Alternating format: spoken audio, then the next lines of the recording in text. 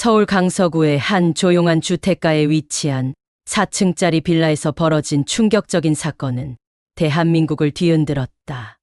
2024년 6월 2일 평범한 일요일 오후로 시작된 하루가 잔혹한 살인 사건으로 끝나면서 많은 이들의 분노와 슬픔을 자아냈다. 피해자는 3층에 거주하던 50대 여성 C씨였다. 그녀는 평소 조용하고 이웃들과의 마찰도 없던 인물로 알려져 있었다. 당시 그녀는 빌라 옥상에서 빨래를 널고 있었다. 평화로운 일상이 깨진 것은 바로 그 순간이었다. 같은 빌라 4층에 거주하던 40대 남성 A씨가 갑자기 흉기를 들고 옥상으로 올라와 C씨를 공격했다. 아무런 전조도 없이 벌어진 일이었다. C씨는 깜짝 놀라 옥상에서 자신의 집으로 도망쳤다. 하지만 A씨는 뒤따라가며 그녀를 다시 흉기로 찔렀고, 이로 인해 C씨는 중상을 입고 병원으로 이송되었으나 결국 사망했다. 이 참혹한 현장을 목격한 피해자의 딸은 어머니를 보호하기 위해 맨손으로 가해자의 흉기를 막으려 했고, 그 과정에서 그녀 역시 부상을 입었다. 가해자인 A씨는 범행 직후 현장에서 경찰에 의해 체포되었다. 그는 경찰 조사에서 범행 동기로 층간소음을 언급했다. 하지만 피해자의 유족들은 이 주장에 강하게 반박했다. C씨 가족은 약 5개월 전 이 빌라로 이사온 상태였으며, 가해자인 A씨와는 단 한 번도 직접적인 마찰이나 갈등을 겪은 적이 없었다고 말했다. 또한 유족에 따르면 A씨는 피해자를 지켜본 적은 있지만 그 이상의 접촉은 없었다고 한다.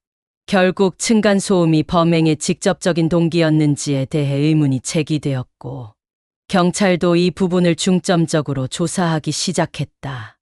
A씨는 체포 이후 구속 전 피의자 신문을 받지 않겠다는 포기서를 제출했고, 이에 따라 법원은 서면으로 실질 심사를 진행했다.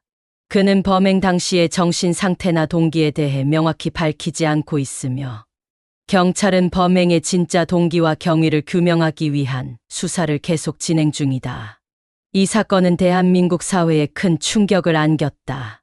특히 언론 보도에서 강조된 층간소음 문제는 사회적으로 민감한 이슈였기에 더욱 많은 이들의 관심이 집중되었다.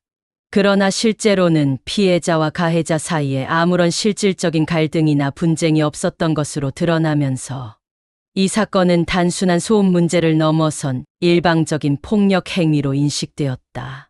피해자 가족은 언론 인터뷰를 통해 억울함을 호소하며 가해자의 엄벌을 촉구했다.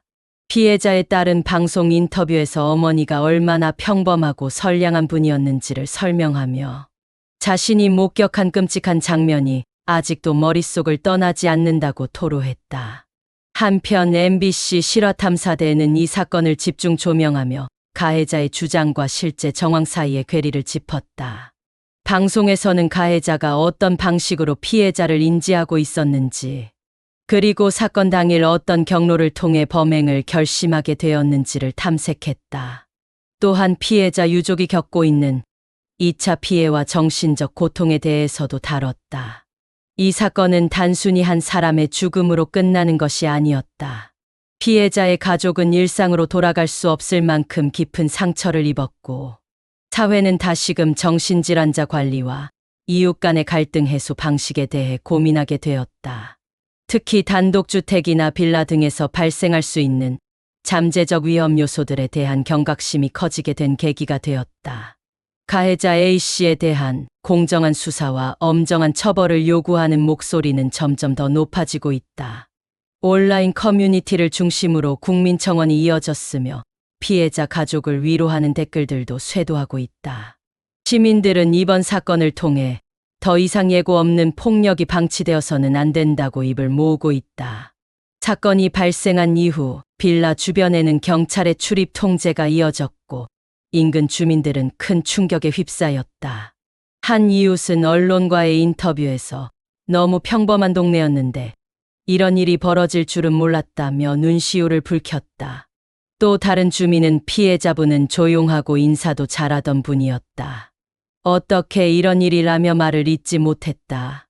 경찰은 A씨의 정신병력 여부, 범행 전후의 이동 동선, 피해자와의 접점 등을 정밀 분석하고 있다.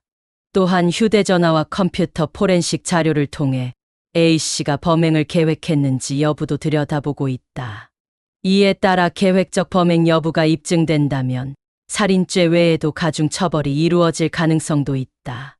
이 사건은 향후 대한민국의 형사 정책과 이웃 갈등 관련 정책에 적잖은 영향을 줄 것으로 예상된다. 특히 층간소음 문제에 대한 경각심이 커졌고 무분별한 분노와 폭력으로 인한 비극이 재발하지 않도록 하기 위한 제도적 장치 마련이 요구되고 있다. 피해자의 명복을 빌며 유족들에게 위로와 응원이 이어지기를 바란다. 그리고 이번 사건을 계기로 사회가 더욱 성숙해지고 서로를 이해하며 배려하는 공동체 문화가 뿌리 내리기를 희망한다. 내용이 유익하셨다면 구독과 좋아요, 알림 설정 부탁드립니다.